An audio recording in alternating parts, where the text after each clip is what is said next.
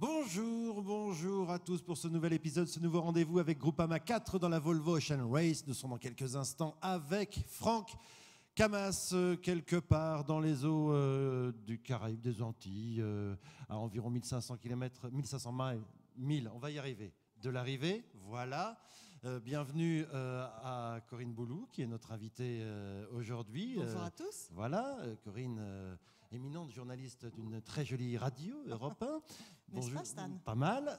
Bonjour à Vincent Borde, l'homme de mer de Groupama, l'homme de terre de Groupama en mer. Véliplanchiste émérite aussi. Voilà, il y a quelques années, il y a longtemps déjà, mais voilà, ça rappelle des bons souvenirs. Très bon. Bienvenue à vous ici au PC de Groupama 4 à Paris. Bienvenue à tous ceux d'entre vous qui nous regardez sur Internet via camas-groupama.com. Et tiens, allez, avant d'aller retrouver dans quelques instants Franck Camas, Vincent, ta mission du jour, comme chaque mardi, puisque c'est un petit peu spécial aujourd'hui, nous sommes un petit peu bousculés par le 1er mai, la question Internet pour gagner des tonnes de t-shirts dédicacés. Bon, des tonnes, non, on n'exagère pas, Stan. C'est son problème. Souvent, il exagère un petit peu. Non, pas des tonnes. La question est assez simple. Depuis le départ de la Volvo Ocean Race, combien de fois Groupama a-t-il franchi l'équateur ?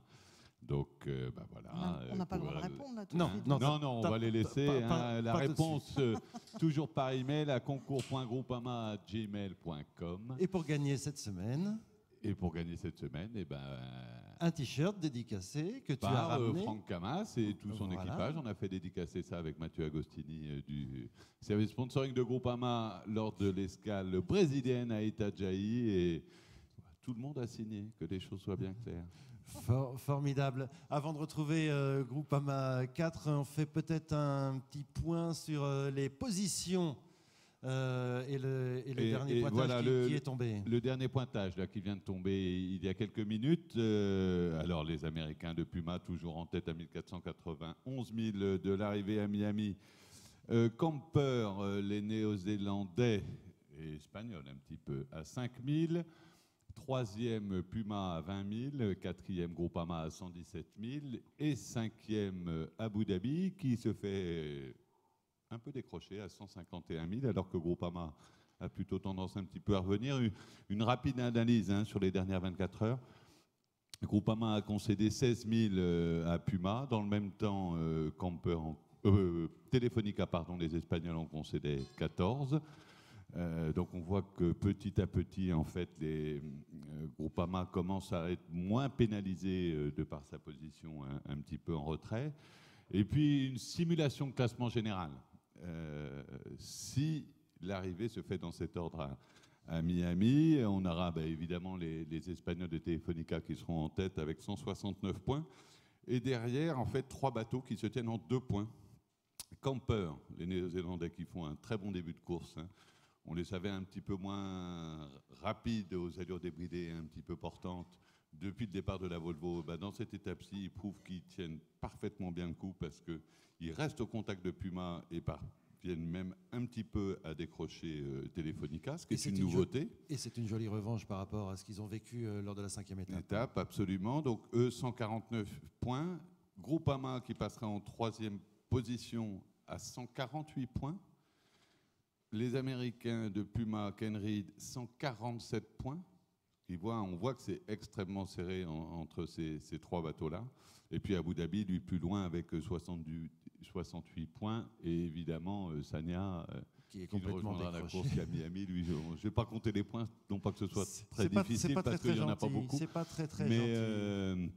toujours est-il qu'on voit, et c'est important dans le classement, que les Espagnols ne parviennent pas à faire mieux que 3e, comme ça ils restent quand même à portée de fusil. Il restera encore 3 courses offshore importantes. Et puis, donc une très belle bagarre pour la 2e place, mais voire pour la première, avec 3 bateaux qui tiennent en 2 points. Je rappelle quand même qu'on est parti au mois de novembre. Voilà, c'est fou de voir qu'au bout de 6 mois, il n'y a pas d'écart, quoi. C'est très homogène. Absolument. Et que rien n'est fait. Enfin, c'est très homogène et avec des bateaux on se souvient que dans la première étape, Puma a dématé, que dans la 5e, c'est Groupama qui a dématé à son tour, que les Néo-Z de Camper se sont arrêtés également dans la 5e au Chili avec des avaries importantes. Et donc au final, je dirais, mis à part les Espagnols qui sont passés au travers un petit peu de tous ces soucis, qu'on a eu un petit simplement dans la 5e étape, mais qui n'a été que très peu pénalisant pour eux parce que ils ont même gagné des places par rapport à la situation, à la position dans laquelle ils étaient avant de connaître leurs soucis techniques. Et donc on voit que sur, pour l'instant, bientôt 7 étapes, en fait, les problèmes des uns et des autres ont tendance à s'annuler les uns des autres. Et rappelons que c'est une simulation puisque l'arrivée est prévue aux alentours de mercredi prochain. En tout cas, si on en croit le TA des derniers classements, n'est-ce pas? Oui, c'est à peu près ça. C'est-à-dire que normalement, à partir de ce soir ou demain matin, le vent doit mollir à l'abord de l'arc antillais, ce qui représente d'ailleurs un désespoir pour Franck Camas et son équipage de pouvoir recoller un petit peu. Et puis avec une dépression orageuse qui semble-t-il est en train de se former aux abords de Miami et qui pourrait rendre la course, lui donner davantage de suspense et de toute façon ralentir les bateaux de manière importante, qui commencent à poser des problèmes également d'avitaillement et de restrictions alimentaires à bord. Voilà, d'ailleurs on apprenait ce matin que Yann s'était préparé un poisson volant, nous y reviendrons tout à l'heure certainement.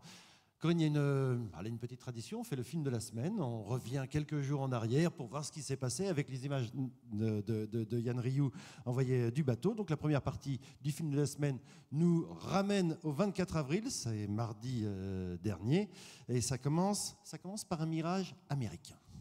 Far in the distance, an hour ago, we could see a little black spot on the horizon. Someone said, "Oh, that's Puma."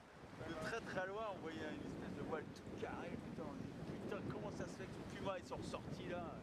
Il va être là-bas. We continued to trim and we continued to optimize as much as we could and get every last little bit out of the boat. Slowly and surely, Puma Ocean Racing came closer and closer to us. La pression qui arrive, l'ado, il y a de la pression qui arrive, ça peut faire encore plus d'ado là. Putain, on a l'air d'aller bien, mais on revient sur eux. Ils doivent être dans la molle.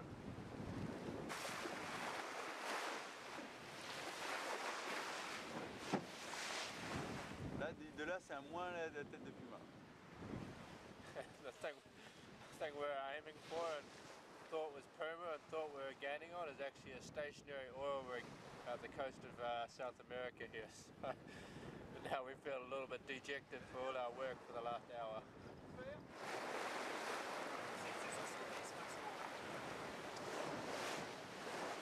The Creedinator. I think the guys downstairs are a little bit worried that we're sailing slow and we don't really know why. Ils sont un peu bloqués des fois, non? Non, il est pas en bas. Ouais.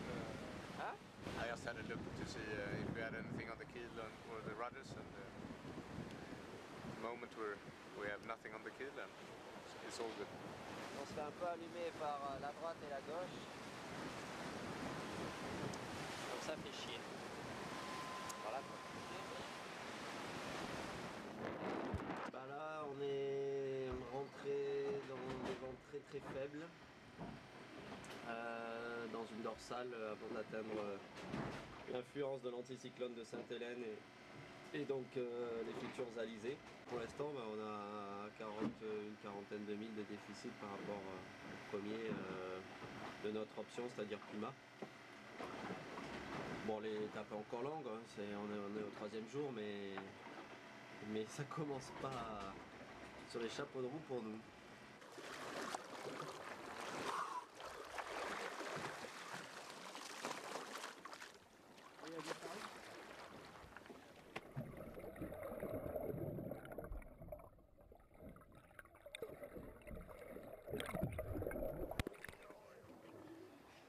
On avait un petit doute depuis le départ, on avait des problèmes de vitesse et on voulait vérifier certaines pièces sous la coque. Et si on n'avait pas accroché quelque chose, il me semblait. Et voilà, petite inspection des dessous du bateau. À droite c'est quoi alors? À droite c'est un anticyclone. Corinne, un petit commentaire sur ces images, tu disais c'est absolument fabuleux. Ah ben, c'est incroyable, on a l'impression qu'elles ont été prises en baie de Quiberon. C'est vrai que la qualité est quand même exceptionnelle. Oui, et le soleil Gérard. aussi est exactement le même qu'en baie de Quiberon. Ouais, ouais. Voilà. Et la couleur de l'eau aussi. Alors, voilà, le Gérard en question, c'est Gérard avec son cigare, qui n'est pas allumé, bien évidemment. Ils se sont posé des questions, ils ne comprenaient pas pourquoi ils n'allaient pas un petit peu plus vite. C'est vrai que le début de course a été assez dur. On était avec d'ailleurs Gérard Petitpas, le parrain, Groupama 4, effectivement, au départ à Itajaï. Il y a eu un choix de voile qui a été fait sur le petit parcours une porte et qui n'était pas très bon. Et après ça, assez rapidement, il y a eu deux petites options qui se sont faites. Groupama et Telefonica qui ont cherché à se décaler dans l'ouest, pendant que les autres concurrents, notamment Camper et Abu Dhabi, étaient eux plutôt au nord, et Puma dans une position intermédiaire. Et ce choix tactique s'est avéré mauvais de la part de Groupama et Telefonica. Et à l'intérieur de ça, 2-3 jours après le départ, il y a effectivement eu un grain, alors que Groupama et Telefonica étaient bord à bord, hein, ils naviguaient à vue. Et dans un grain, Telefonica est parvenu à partir, à limiter un petit peu la casse par rapport aux partisans de l'option nord et l'option centrale de Puma.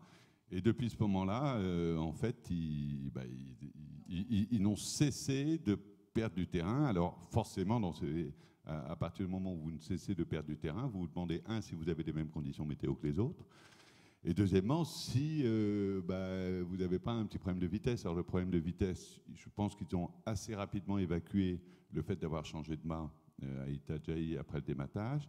Mais on sait que Groupama n'est pas le bateau forcément le plus à l'aise dans le petit temps, mais néanmoins le déficit par rapport aux autres est difficilement quantifiable et dans tous les cas très faible. Et donc on se demande si on n'a pas quelque chose de bloqué dans une quille, dans la quille, dans les dérives ou dans les safrans. Et donc ce qui nous vaut des belles images, encore une fois, Diane Rioux avec Charles qui plonge, et qui est un très bon plongeur sous-marin, un chasseur sous-marin quand il n'est pas en mer. Voilà, et là, il n'a absolument rien ramené. Nous sommes toujours en train d'essayer d'établir la liaison entre le Groupama 4 et ici. Ça ne devrait pas tarder. Les équipes techniques sont très, très compétentes. On va, nous, regarder la deuxième partie du film de la semaine. Elle commence vendredi dernier. Et là, c'est ce que tu exprimais. C'est un peu la résultante de ce que tu exprimais à l'instant. C'est la frustration. Quand il n'y a pas de vent et que ça ne veut pas, ça ne veut pas.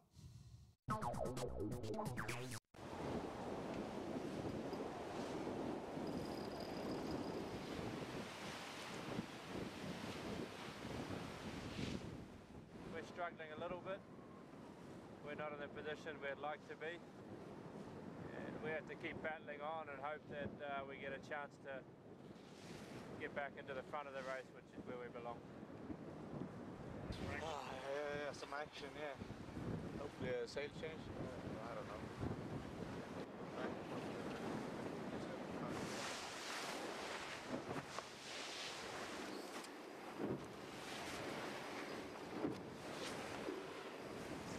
Ça peut durer un peu, hein, ce temps-là. C'est presque la bonne direction.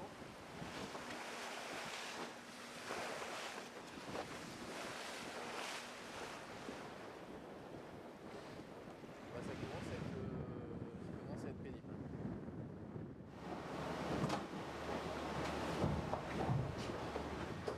Brad, hurry up 10 minutes.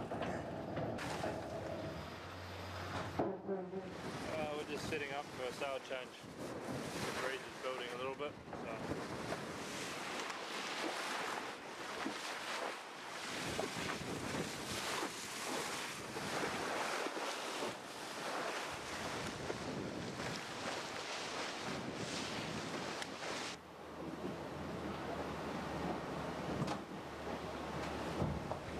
The sun's come up.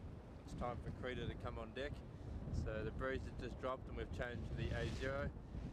Hopefully we stay like this until midday, which is when I come back on deck again.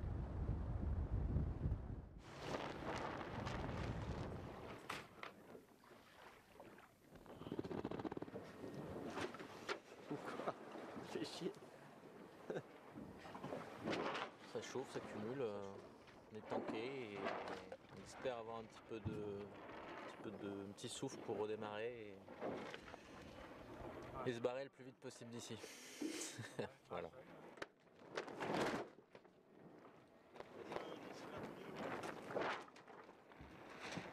Nos concurrents sont en moyenne à 10 nœuds. Nous on est plus dans la gamme là dans l'instant. Tu veux vraiment dans l'instant. Là on est plutôt dans la gamme 4 nœuds. Donc ils ont une course intense et on n'a pas réussi à accrocher ce wagon là. Donc voilà, on va attendre le prochain train. C'est vrai qu'on manque un peu de confrontation là, on a une frustration claire de ne pas être dans le groupe avec les autres et de jouer. La route est encore très longue et il y a moyen encore de travailler pour revenir et tenter sa chance.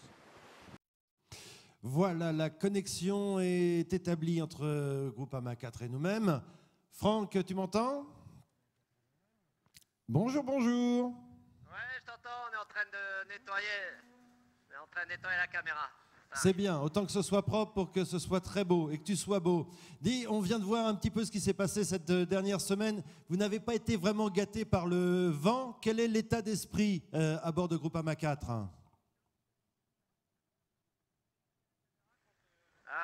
Le son coupe un petit peu.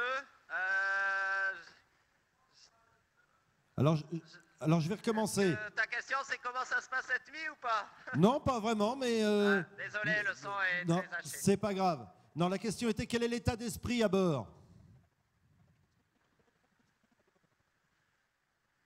Non, ben, je te reçois pas. Ce qu'on peut dire, c'est que cette nuit, on a bien avancé depuis hier midi. On est dans du vent assez stable, même s'il y a encore des grains, mais ça avance avec du vent entre 20 et 25 nœuds. On a renvoyé toute la toile possible de vent avec le code 0, le J4, le SJS. On a tout mis ce qu'on pouvait mettre et ça avance pas mal. On va commencer à rentrer dans une zone beaucoup plus instable à partir de cet après-midi. Et on va commencer à rentrer dans un mode aussi un peu plus VMG avec certainement le SPI à partir de cet après-midi. Et on va voir ce que vont faire les autres camarades parce qu'il y a des décisions sur les routes possibles à suivre à partir de cet après-midi et peut-être des options à prendre. Alors justement, Franck, les options à prendre, quelles sont-elles?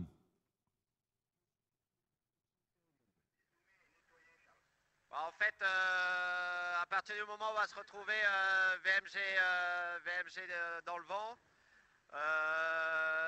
il y a peut-être un empannage possible. Alors c'est vrai que ça nous fera s'écarter de la route directe assez fort, mais certains modèles proposent de faire ça pour éviter une zone de petit temps qui va arriver par le nord et s'approcher plus des îles des Antilles. Mais c'est une option relativement extrême parce que dans un premier temps, elle fera perdre beaucoup sur la route. Vu que là, on est près sur la route directe et l'option est un empannage. Donc, à voir si les camarades suivent cette option-là et est-ce que c'est bien pour nous aussi d'attaquer de cette façon-là? C'est un peu la question que l'on se pose en ce moment. Oui, Franck, c'est Corinne. Il n'y a jamais de temps mort dans cette course finalement. Oui, bonjour. Non, il n'y a jamais de temps mort, ça c'est sûr. Même quand on va à droit, on a l'impression que de l'extérieur qu'il ne se passe pas grand-chose. En fait, il y a quand même beaucoup de grains, il y a beaucoup de sautes de vent. Encore ce matin, on est passé de 25 nœuds de vent à 10 nœuds de vent sous un grain. Donc il se passe des choses, il faut toujours régler. Quand les bateaux vont au-dessus de 20 nœuds, ça commence à être très humide sur le pont et donc il faut être actif aux écoutes, il faut être actif à la barre.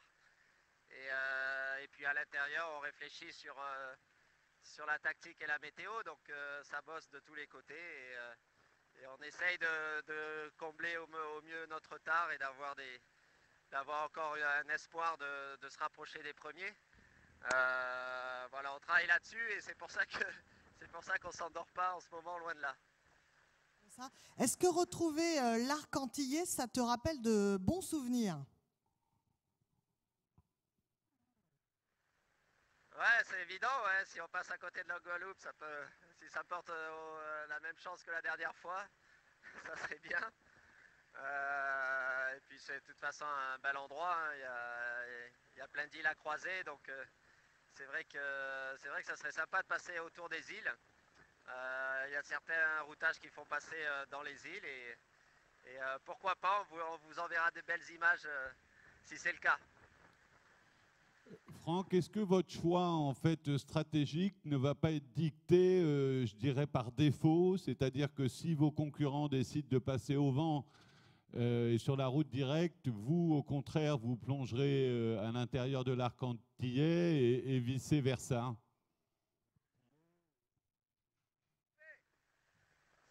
Ça marche.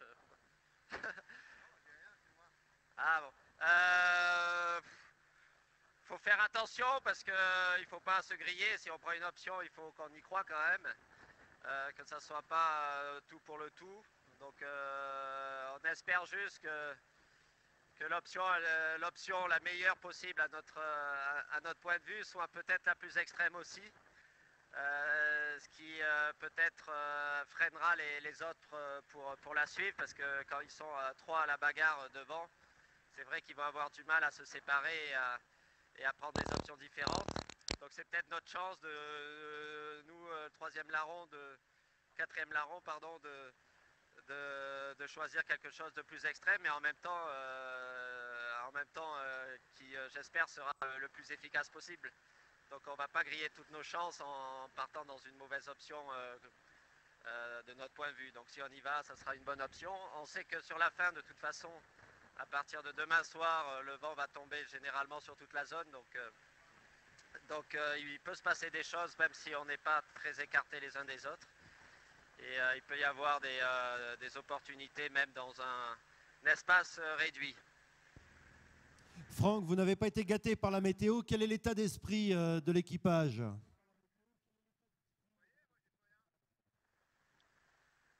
L'état d'esprit, c'est ça.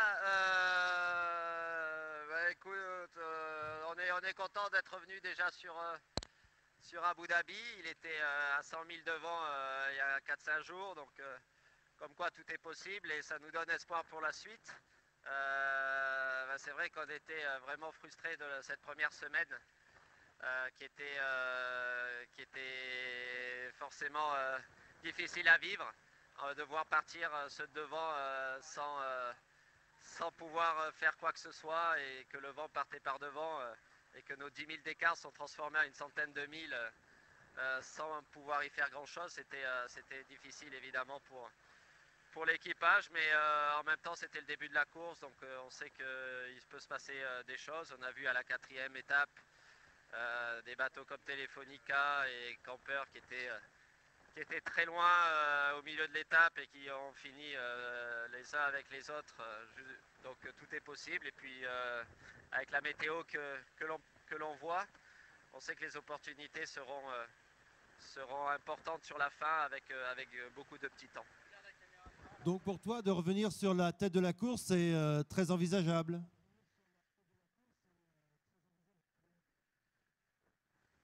Très envisageable, non. Envisageable, oui. Et on l'espère évidemment. Oui, c'est pas comme les conditions, c'est pas des alizés stables jusqu'au bout. On peut imaginer qu'il se passera des choses. Et c'est plutôt une chance pour nous que les alizés ne tiennent pas jusqu'au bout. Par contre, sur les routages aujourd'hui, j'ai pas vu que les premiers soient forcément désavantagés. C'est bien le contraire, mais d'un autre côté, il y a des options qui s'ouvrent et ça, c'est notre chance, c'est que pas forcément tout le monde va prendre les mêmes options. Franck, est-ce que tu as découvert, là, au cours de ces 6 mois déjà dans cette course, dans cette Volvo Ocean Race, des choses sur toi que tu ne connaissais pas avant? Sur moi? Ouais. Non, c'est que je suis plus petit que mon barreur d'à côté, ça je le savais déjà. Non, écoute, c'est vrai que c'est une très longue course. Je crois que tout le monde a bien progressé dans sa façon de vivre en mer. Et moi le premier, je crois que j'ai jamais passé autant de temps sur l'eau et forcément on est de plus en plus à l'aise après 6 mois de course comme ça. Et puis non, mais sinon sinon ça reste qu'on a un peu vécu sur Groupama 3. Mais c'est à répétition, c'est avec beaucoup plus de tension sportive puisqu'il y a des concurrents autour. Et moi, de mon côté, je le vis différemment parce que je suis hors quart également. Donc c'est pas facile de trouver sa place entre le pont, entre la nave, etc. Voilà, mais sinon, forcément, j'apprends tous les jours plein de choses, ce qui est bien. Et ce qui est passionnant pour moi. Franck, vous êtes repassé au nord et vu les images que l'on a, que l'on a du bateau, il ne fait pas très très chaud. Vous êtes couvert. Ouais, il fait pas. Non, il fait plutôt trop chaud que trop froid, mais ça mouille tellement sur le pont qu'il y a deux solutions. Soit on sort en maillot, soit on met un ciré. Pour l'instant, tout le monde a choisi l'option ciré parce que devant la caméra, c'est mieux. Mais je peux vous dire que parfois, il y a l'option presque à poil qui peut arriver.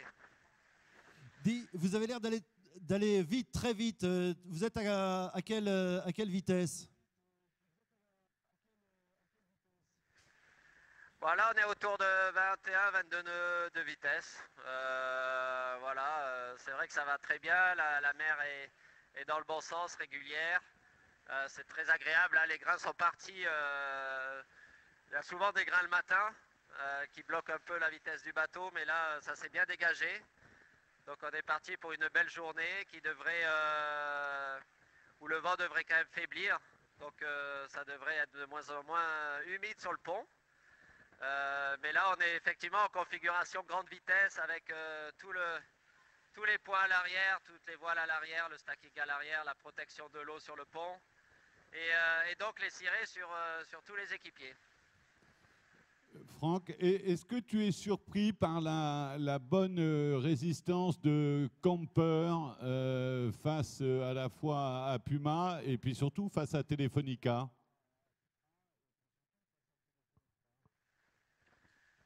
Ouais, je suis un peu surpris à la rigueur que Telefonica ait un peu lâché les deux premiers ces dernières 24 heures, parce que je pense que c'est un bateau effectivement qui peut aller très vite. Camper, c'est vrai qu'il était pas bon dans le reaching un peu serré, mais dans les conditions actuelles, à 130-135 degrés du vent, il a une configuration de voile avec laquelle il marche bien. On l'a vu à la première étape, puisque c'est lui qui a la plus grande distance parcourue en 24 heures, et c'était dans ces conditions-là. Donc je pense qu'il a un bon Genaker pour faire ça. Il a un bon équilibre dans ces conditions-là, entre 125 et 135 degrés du vent. C'est ce qu'on a eu depuis 48 heures. Et effectivement, c'est quasiment peut-être le bateau le plus rapide ces dernières 24 heures. Comment toi tu vois effectivement sur cette étape ces trois là devant, tu te dis que sincèrement c'est tellement homogène que c'est compliqué d'aller les chercher à ce niveau-là? Ouais, c'est compliqué d'aller les chercher. Le fait qu'ils soient les uns à côté des autres, ça les stimule énormément et on voit qu'ils sont toujours extrêmement rapides. Donc il va falloir un petit coup de pouce du destin. Comme on a eu un petit coup de pouce négatif en début d'étape, on peut s'imaginer qu'on peut s'équilibrer sur la fin de l'étape. Donc c'est pour ça qu'on essaye aussi, nous de notre côté, même s'il n'y a personne autour, de gagner chaque mille possible. Parce que quand il y aura une opportunité, si on est proche, le plus proche possible, plus l'opportunité sera efficace, quoi. Donc voilà, on se raccroche à cet espoir depuis qu'on a pris sur beaucoup de retard à la corne la corne de l'Amérique du Sud, à Recife. C'est vrai que là, on était vraiment loin. On avait quasiment 12 heures de retard sur leur position.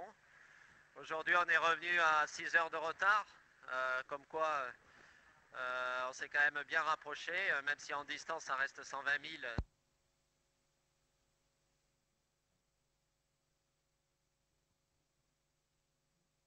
On a perdu le son, on a perdu Franck, mais enfin, on avait eu l'essentiel. Ils vont vite, ils vont vraiment vite, et c'est tant mieux. Enfin, c'est assez rassurant. Ah ben non seulement c'est rassurant, et oui, et puis surtout eux, ça doit leur faire plaisir, parce que c'est vrai que toutes ces heures dans le petit temps, et on l'a bien vu sur les images que nous avait envoyé Yann Rioux, frustration exprimée dans ces moments-là.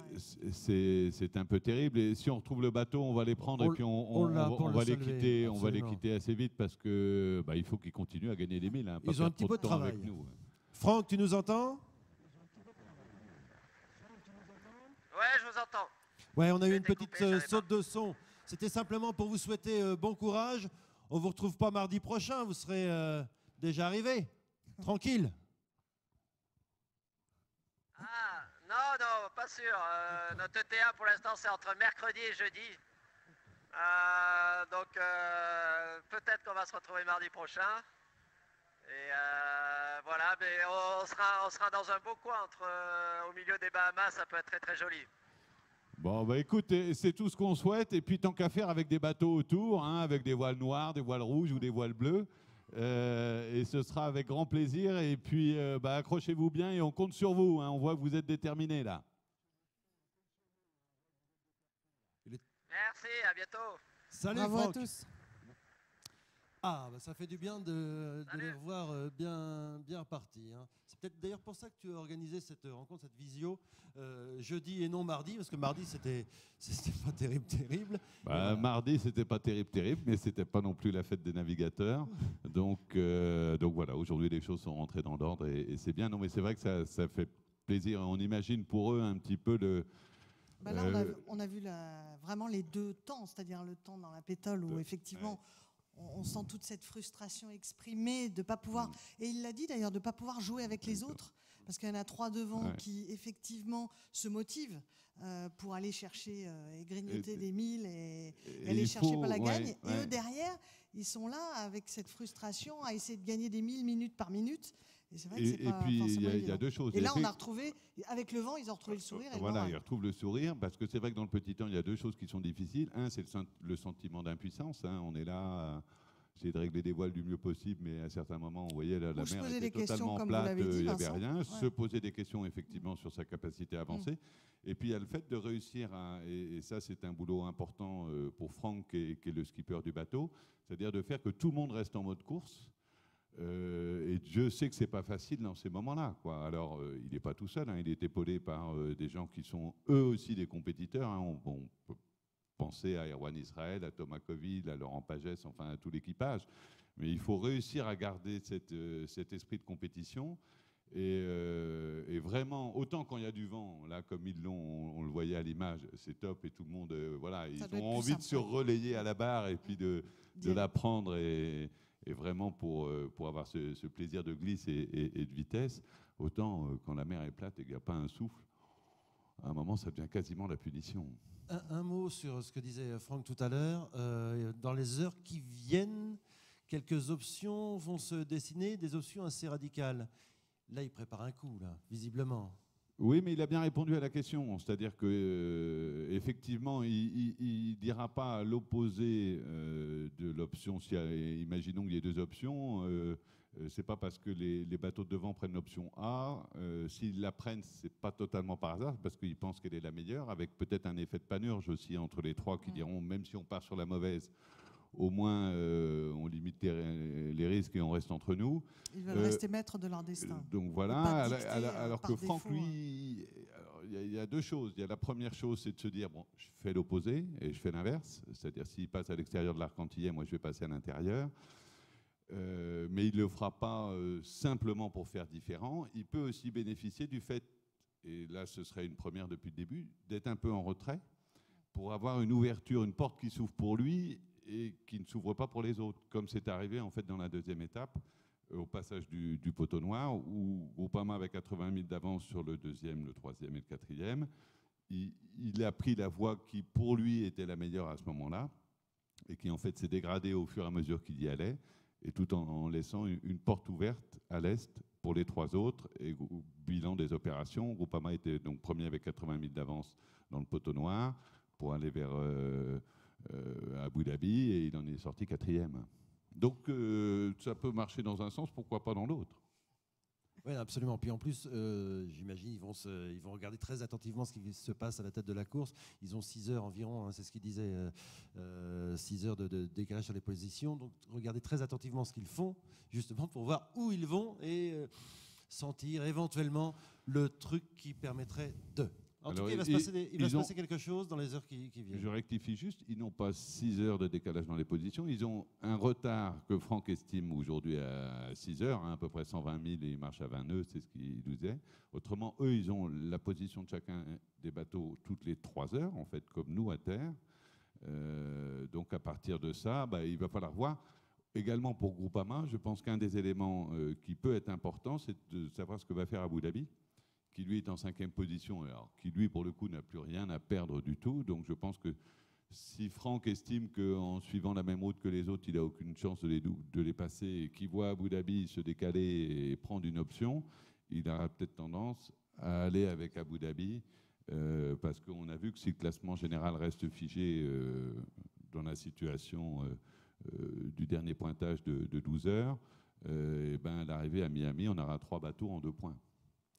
Quelle analyse. On va regarder la 3e partie du film de la semaine. Tu évoquais Abu Dhabi. La 3e partie du film de la semaine, c'est le passage d'Abu Dhabi et c'est le passage du poteau noir.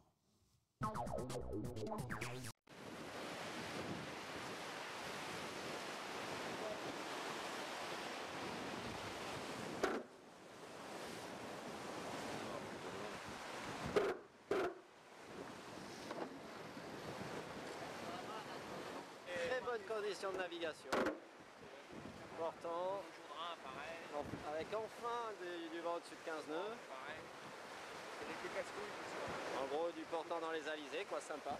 Pas trop de grains. Le seul problème, c'est qu'on est un peu loin des camarades, donc pour la bagarre, on va attendre. Mais si on était tout seul, ça serait un bel endroit.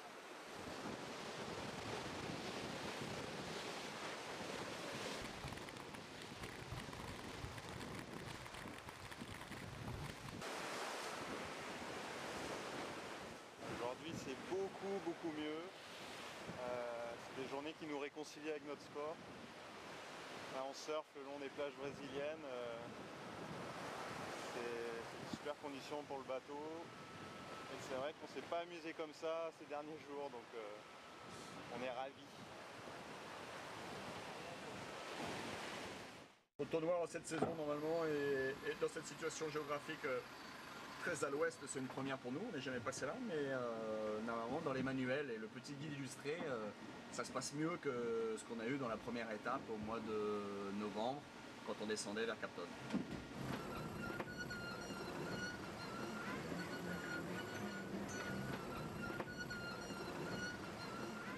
La progression vers Miami va être lente et longue, avec j'espère des surprises aussi, et peut-être des chamboulements un peu de position, ou une capacité pour nous de revenir et de jouer à une place un peu plus intéressante que la 5e, qui est un peu désespérante.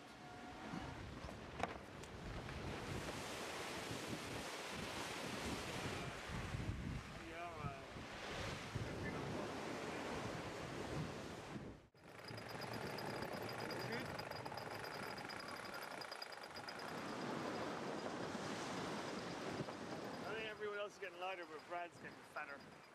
We're still in the doldrums. We're now in the northern hemisphere. 300 miles this way is Brazil. 12 miles over here is Abu Dhabi. The rest of the fleet is sort of straight ahead, about 80 miles or 70 miles. So.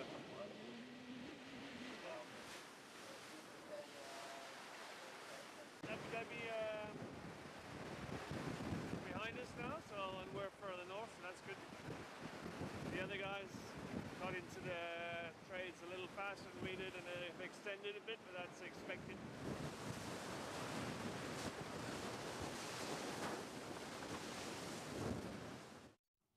Voilà, ça c'était au début de la semaine et jusqu'à hier. On vient d'avoir Franck Ça va pas mal, ça va bien, ils ont du vent, ils avancent vite. Et les heures qui viennent vont être très très intéressantes à suivre, bien évidemment, sur camas-groupama.com. Un petit mot encore, Corinne, tu les sens revenir. C'était sympa que tu sois là parce qu'ils vont vite. Hein. Quand tu es là, ils vont vite. Donc, faut on va que tu peut-être te reviennes. faire venir. Faut que tu reviennes, on va te garder avec nous, Corinne. Ça va être très moi, bien. Je pense que c'est l'Arc-Antillais qui donne de sacrés souvenirs à Franck Camas, vainqueur, on va le rappeler quand même, de la dernière Route du Rhum. Il nous avait fait vivre une aventure exceptionnelle. Et moi, je comprends évidemment qu'avec le vent, le sourire revient. Parce que dans le petit temps, on en parlait Vincent, évacuer la frustration, même en équipage, ça doit être super compliqué, même si c'est un meneur d'hommes. Et il l'a dit, hein, il a quand même, sur ces 6 mois, il n'était jamais resté autant sur l'eau et à se battre en permanence. Parce qu'en termes de récupération, moi, je dois dire que là, je suis soufflé. Hein, même physiquement, on les a vus changer. Parce que c'est des bateaux visiblement très physiques. Ce sont des bateaux physiques. Et puis c'est vrai qu'en équipage, autant quand on est seul, bon voilà, on se bat un peu contre soi-même, autant quand on est en équipage et dans des moments de tension, il faut réussir pour le skipper à motiver l'équipage, mais aussi à se respecter les uns les autres. Et Thomas Coville l'exprimait bien à une précédente étape, c'est qu'à certains moments, on n'a même pas envie que l'autre vous parle. Surtout, c'est me fais pas chier, je suis bien là.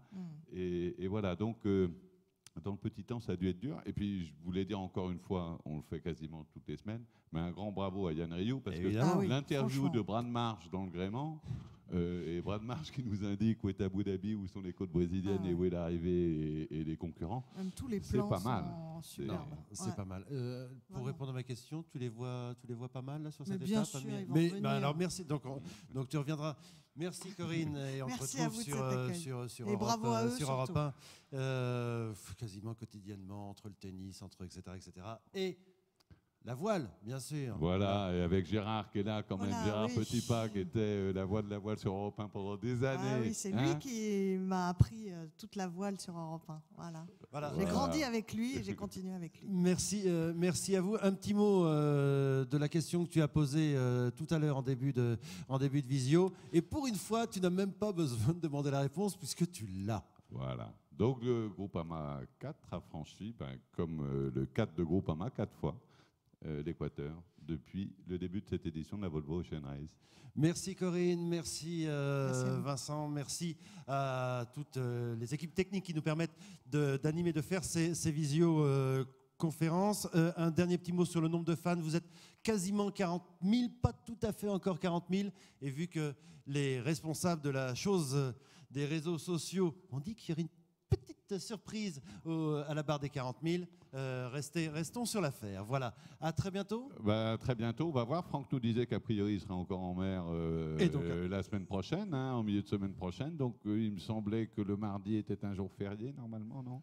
Mais on sera là quand même. Oui, ça va nous pourrir un petit peu la fin du week-end, mais on sera là. Donc, vous pouvez compter sur nous et on vous donne rendez-vous mardi prochain. Mardi prochain. Salut à tous, merci.